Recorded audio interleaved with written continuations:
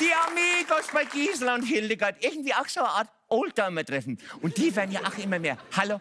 Alte Autos werden von meistens noch älteren Personen an jedem Wochenende von Mai bis September zu irgendeiner Oldtimer-Veranstaltung quer durchs Land gefahren. Habe ich gefahren, gesagt gerade, sorry, die fahren nicht, die schleichen. Und du dahinter, Mann. Gut, irgendwie kann ich die Besitzer ja auch verstehen. Gerade die Cabrio-Fahrer, so ist man auch draußen. Gell? Und auf diesen Oldtimer-Treffen stehen dann 10 Männer um ein Auto rum und sagen Sätze wie, ja, das war halt noch Technik damals. Da kannst du wenigstens noch selber reparieren. Was sie dann auch selbst gleich tun. Nee, was heißt reparieren? Die überbrücken die Batterie, weil das Steinzeitvehikel für den Rückweg nichts mehr anspringt. Ja, so ist es.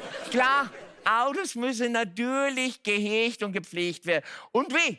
Am Samstag früh lange Schlangen vor der Autowaschanlage. Auch daheim werden regelmäßig Schwamm und Politur rausgeholt. Also, wenn die Leute ihre Beziehungen so pflegen würden, wie ihren Lack, es gibt garantiert keine einzige Scheidung mehr. Ha? Wenn ich nur meinen Kumpel, den Frank, wenn ich in die Garage reinglotze, der hat mehr Pflegeprodukte im Regal stehen als eine Frau im Badezimmer. Cockpitspray, Innenraumreiniger, Felgenschaum, Lederpflegesetz, Gaspedallotion und so weiter und so weiter.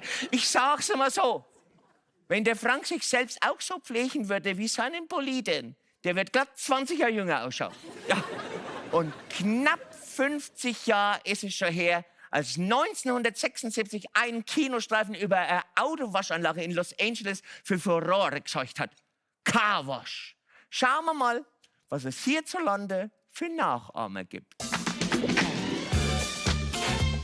Jetzt sag mal, Markus, warum müssen wir eigentlich die Dienstwagen waschen? Weil wir sparen müssen. Und warum waschen wir denn deinen Dienstwagen zuerst? Ja, mit irgendwas muss man doch anfangen. Dein Dienst, Bobbycar, das waschen wir dann danach.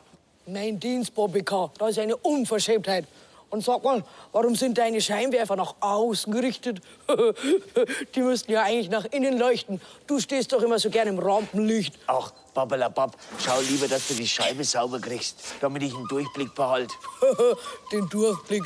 So wie die Scheiben ausschauen, hast du schon längst den Durchblick verloren. Außerdem kriege ich die überhaupt gar nicht sauber. Ja, ein bisschen Anstrengung muss schon sein. Jetzt hör doch mal auf. Ich frag mich ohnehin, warum stehst du nur da, hältst den Schlauch und kommandierst alles. Ja, irgendeiner muss ja wohl die Führungsposition haben. Und das bin ich. Jetzt mach mich nicht andauernd los. Ich find's lustig. Ich nicht. Ich wasch jetzt dein Dach. Nein, Hupsi, das Dach, das mach ich selber.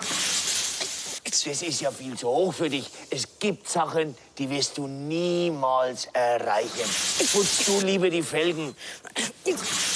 Hör doch mal auf, jetzt hast du mich schon wieder nass gemacht. Ja, warum soll's beim Autowaschen auch anders sein als in der Politik? Haha, lustiger als Stefan Raab. Ist dir schon aufgefallen, dass bei deinem Wagen an manchen Stellen der Lack abgeht?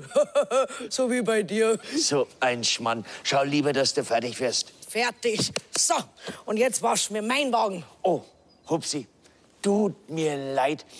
Hab leider gar keine Zeit mehr. Weil du weißt, ich muss die Welt retten. Die Welt retten. Die Welt retten. Ich glaube, man muss die Welt vor dir retten und vor allem von deinem Auto. Wieso von meinem Auto? Mein Auto! Das Autowaschen hätten wir uns sparen können. So.